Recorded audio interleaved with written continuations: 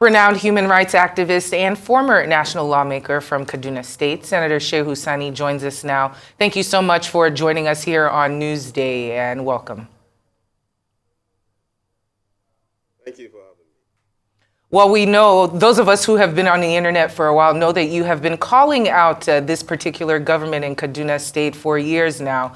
In fact, some reports say that you have said this is somewhat of a vindication for all the strife that you went through for poking holes in the El-Rufai government. What do you make of this 423 billion naira diversion of fund claim, and also the timing of it all?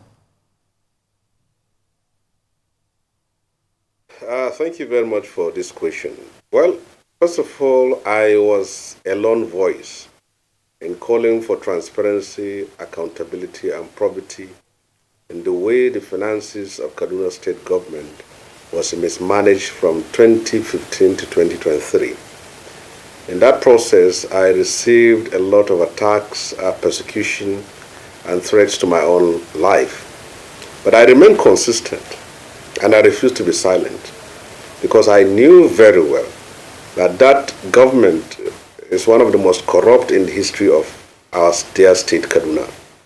I, as a senator from 2015 to 2019, opposed the loan for which the government of El-Rufai applied and seek to get from the World Bank, because I foresee what is about to happen. It's not about prophecy.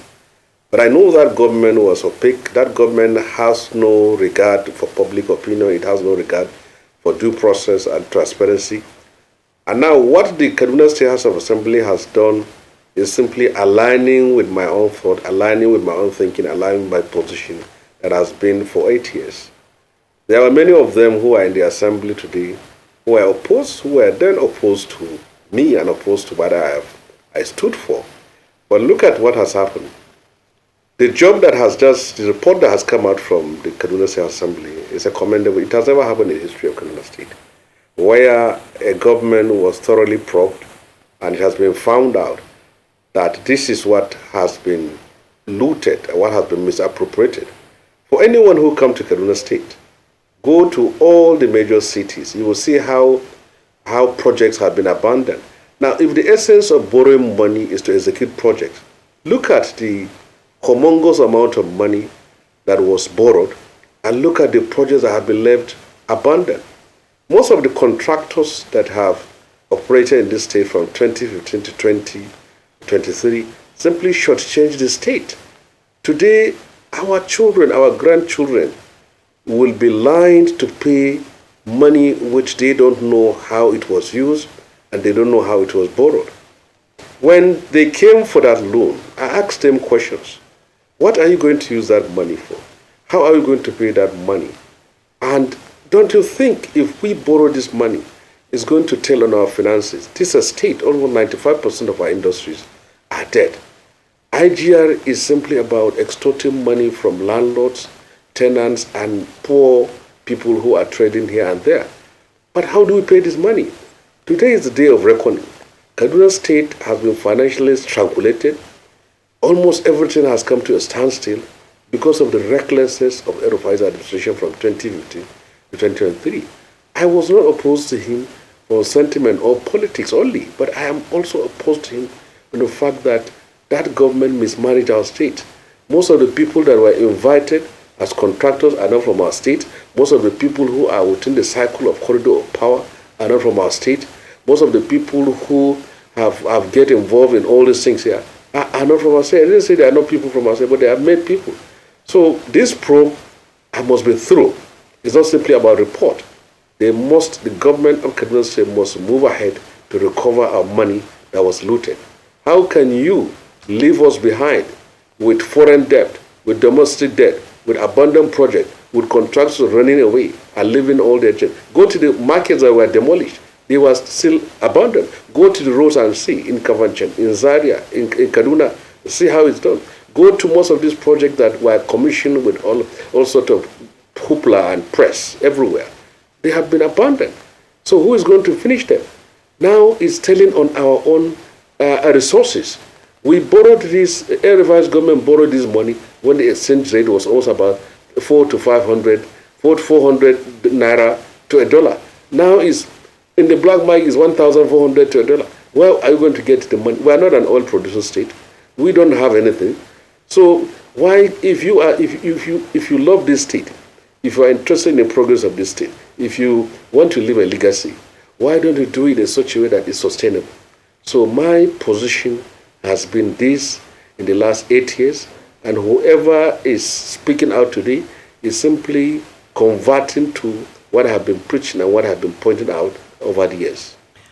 Senator Shehu Sani, thank you so much for giving us your thoughts on that issue. Now, the former governor's media camp has described the probe as a politically motivated hatchet's job, claiming that the ad hoc committee was not fair in their investigation as they already had predetermined conclusions. Is this claim worth considering? Is there any merit to this?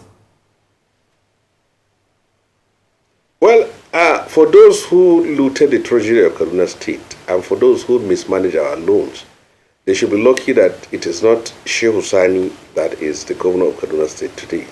It is Sani. But because if it was me, they couldn't even have the guts and the arrogance of even issuing that kind of statement.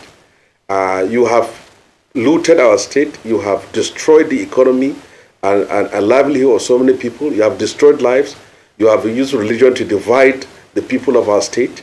Now you have even the temerity to come out and even issue a statement and said it will integrity. Which integrity is there for a government to obtain a loan without approval from State House Assembly? Which integrity was there for voices of reason and purpose to speak out against a loan, and then you went? Which integrity is there? You left behind abandoned projects everywhere in the state. Where is the integrity? It's not about political witch hunt. It's about our future. It's about our children. We have a debt to pay in the next 10, 20, 30 to 40 years. So if anybody from outside of Kaduna State can issue any statement, can say anything, but we have a burden here which we have to relieve. That statement, was it signed by someone from Kaduna State? I don't know. But any person who is from Kaduna State here knows very well that we are in trouble. And if we don't get these things over, if we don't recover the looted money, if contractors are not forced to come outside, we don't have anywhere to go. That's why I'm saying that all these things here, they are lucky. People like me could not make it to the governorship seat. They have someone here. But it's their party. It's the ruling party. So who is witch hunting who? If it is me, then they can say perhaps I've been witch hunting them because we have been in this battle for the last 8 years. But it's not about witch hunt. It's about accountability. It's about transparency. And I can line these things here. Kaduna State government from 2015 to 2023 has retrenched almost 70% of its civil service workforce. Where did the money go?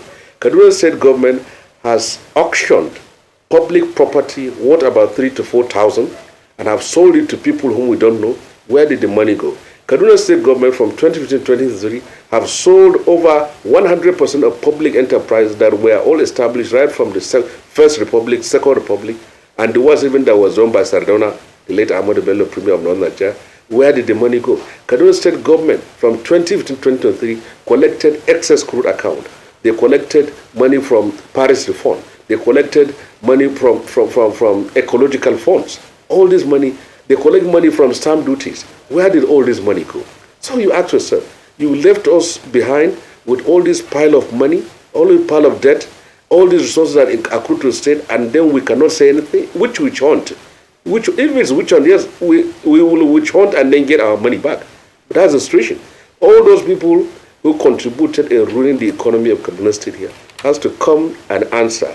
And I must send this clear warning to the State House Assembly and to the government of Kaduna State. If they don't move to recover our money, we will start an open opposition against it. Because as far as I'm concerned, I will not sit down and watch my state being wrecked and then some people sit down somewhere to issue statement.